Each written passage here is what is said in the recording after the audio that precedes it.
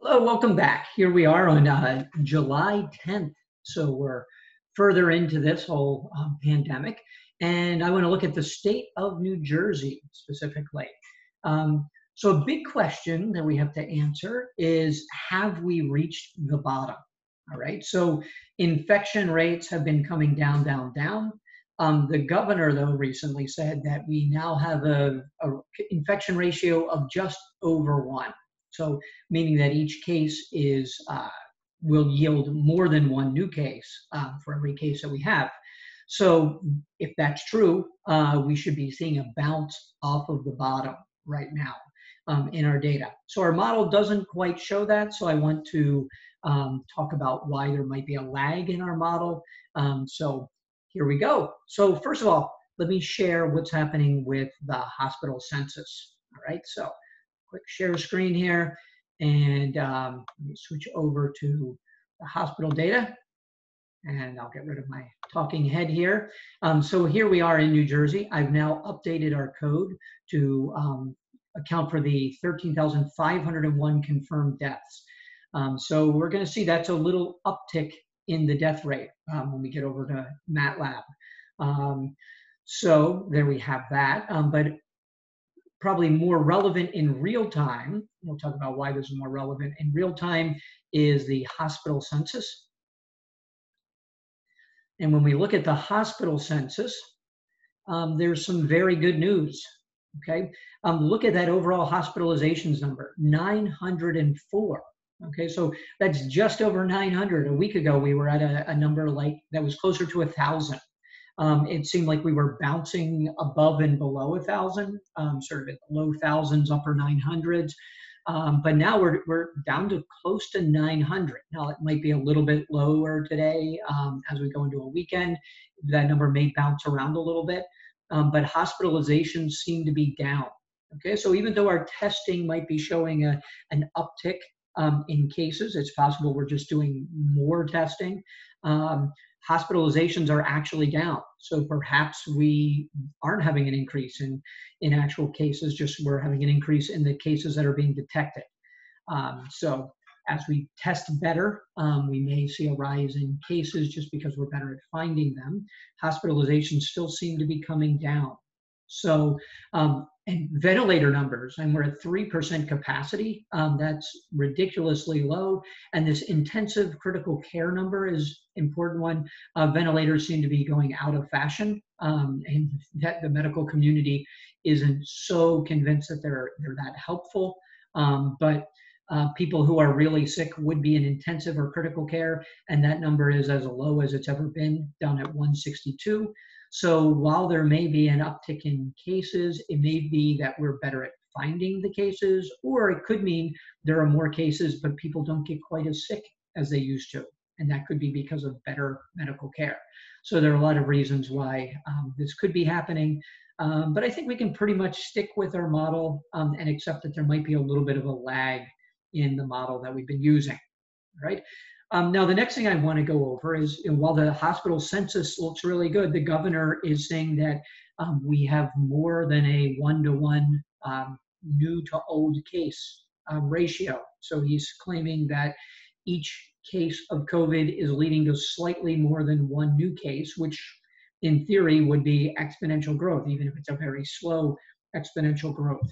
So I want to switch over to my iPad and just talk about our model a little bit more, the theoretical model, before we look at what's happening in MATLAB. So let me just pause my video for a moment. Hopefully I'll get it right. Okay, I think I actually paused and started it correctly. So here we are back with the SEIR model with a D because not everyone recovers. Some people die. So remember, we've split that into two groups, but we're essentially working with the SEIR model. Okay, so remember, I want to remind us of the flows. Okay, so the rate of this flow is dE dt. Okay, then we have a flow from being exposed to being infected. So this would be our dI dt. And then finally, we kind of have two flows here, but I'll just say this will, in general, be our dr dt with a little bit of fatality mixed in there. But I want to focus on the equation that we had for this, okay? So DE dt, remember that everyone who becomes exposed will eventually be infectious and infected. Their symptoms may be mild, but they still will have to go from E to I. Okay, so there's no way around about that for now. And we had an equation for DE dt. The constant A was dictating what happened there. The constant B was dictating what was happening here, and the constant C was dictating what was happening there. All right, so we had that the flow into the exposed pool was A times I times S. So that was part of our model that it depended on how many people were infected. More infected people would cause exposure to go up more quickly, but it also depended on the number of people who were susceptible still, because you have to get susceptible people exposed, not just anyone. If someone has previously been infected, they're not susceptible anymore. And then flowing out of the E bin is B times I. Okay, so you have, I'm sorry, B times E. So the number of exposed people will influence how many people can flow from being exposed to being infected. All right, so what we want to focus on, though, is this first term here. Okay, and what really matters when the governor is talking about each infected person going, infecting more than one person, in our model, that would be A times S. We should think of that as A times S times I, right? And what he's claiming is, since people are infected for about a week, it works out pretty nicely. He would be claiming that this product is greater than 1. He may not fully understand all the details of this model, but his experts are telling him this, okay? Now, remember that about now, we can show this later when we look at MATLAB, the value for S is about 60%, or 0.6. That means A times S must be greater than 1. So A times 0.6 must be a little bit greater than 1. So A must be a little bit greater than 1.7. Okay, our model isn't too far off of that. Right now in my model, I have A being about 1.4, but it's on its way up. So I'm convinced there is a lag in our model. Now, why might there be a lag? I just was listening to the governor's report today, and I think that the reason there might be a lag is because when deaths are reported, it's not when the death has happened. A death has to be confirmed. So someone who dies, they have to do an autopsy. So there's a delay from death to confirmation. And that number can vary a lot. Okay, so the amount of time from the time that somebody died to the time that they confirmed that COVID actually caused the death was complicit in the death. Usually there were other underlying conditions, but they're saying these are COVID-related deaths. Somebody may have already had high blood pressure or heart problems, but COVID was the final straw. So it's not the sole cause of death, but it's a factor in the death.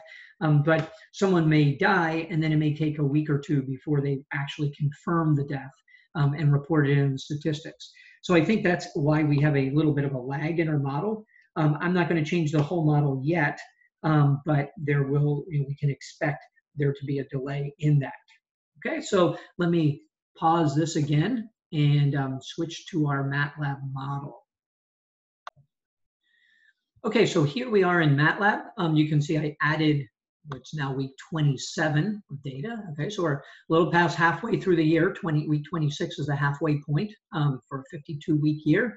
And so I've added a data point out to week 27, and you can see that I've matched the data pretty well. In fact, I didn't have to change the A value at all. That next data point just fit nicely on the curve that already existed. So the last A value I put in was for week 26. And in the model, I had been changing those every 2 weeks by 0.2. And that seems to be working pretty well. Now, let's see what happens when we play this out on a bigger scale.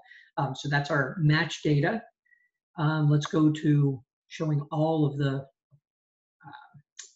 parameters or the state values, including infections.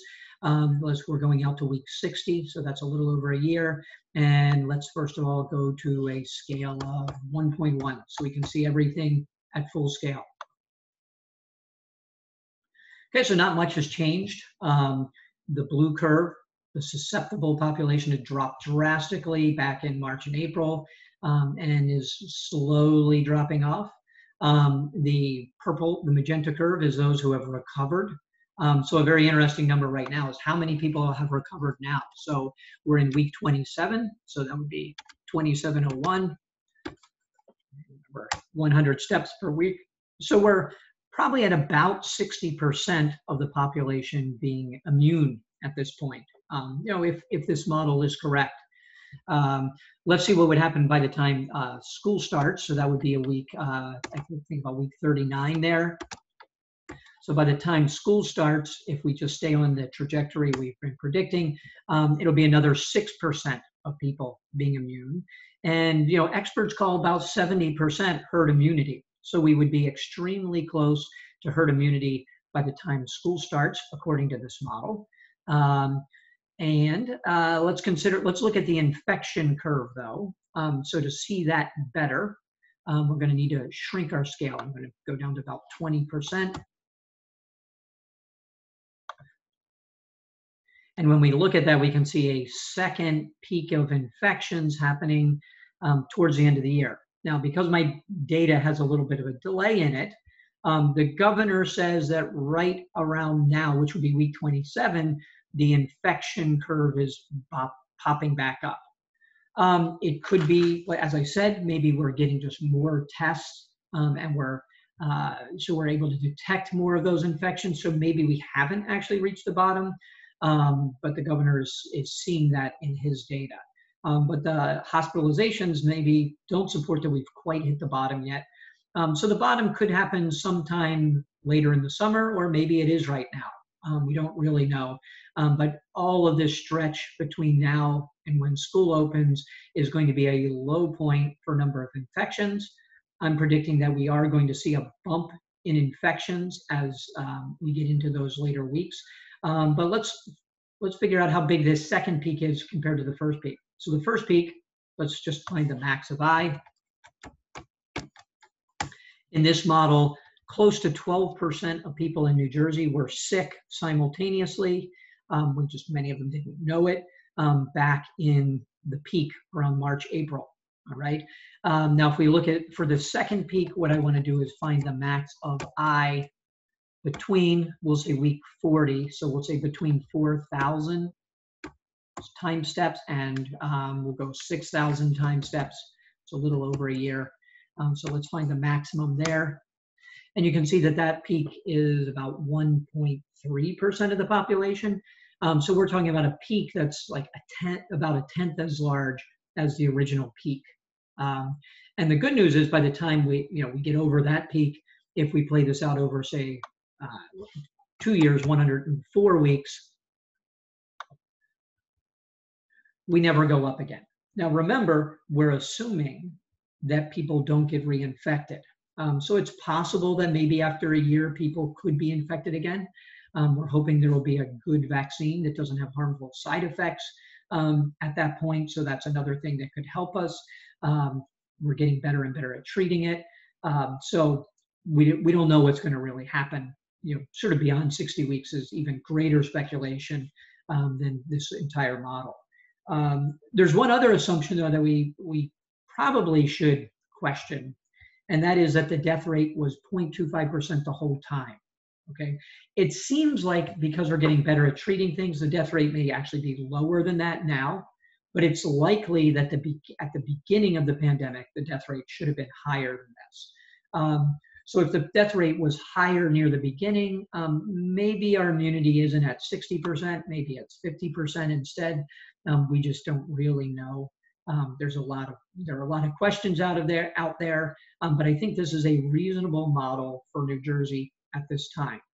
So it's a pretty optimistic model of, we should expect when school opens that we will see a rise in cases. The government shouldn't panic when that happens, hopefully not, because it should be an expected thing. But it shouldn't be long-lived. By the end of the winter semester, even we should see cases dipping off again, even with the openings of schools. So hope that's where we seem to be at present. We'll keep tracking the data and see what happens over the course of the summer. I think the summer is going to be pretty dull for New Jersey. I think we're going to stay down in this trough, and we're going to be kind of guessing where the bottom is, but we're going to be in a pretty good place over the course of the summer, expecting a little increase in the fall, but not much of an increase. Now in the next video, I'm going to apply our model to Florida, and we're going to see it's a very, very different picture.